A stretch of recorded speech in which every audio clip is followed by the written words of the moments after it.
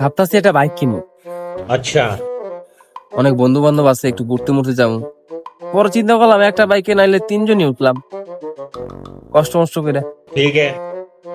আর বাকিগুলা যাবো কই? পরে ভাবলাম একটা না দুইটা নেই। পরেও চিন্তা করলাম দুইটা বাইকে নয় 6 জনই উঠ। আমার এত বন্ধু বান্ধব, আর বাকিগুলা কই যাবে? বন্ধু আমি একটা কথা কমু, একদিন তুই চালাবি একদিন আমার দিন। না, এভাবে চলবো না। পরে আবার চিন্তা করলাম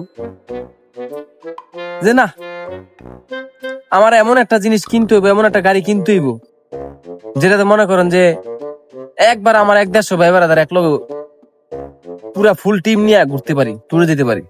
अच्छा। পরে চিন্তা করলাম কি,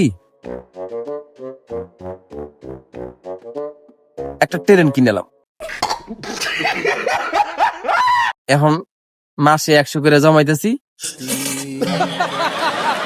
দোয়া করবেন, খুব শীঘ্রই ট্রেন নিয়ে আসবো আপনাদের মাঝে।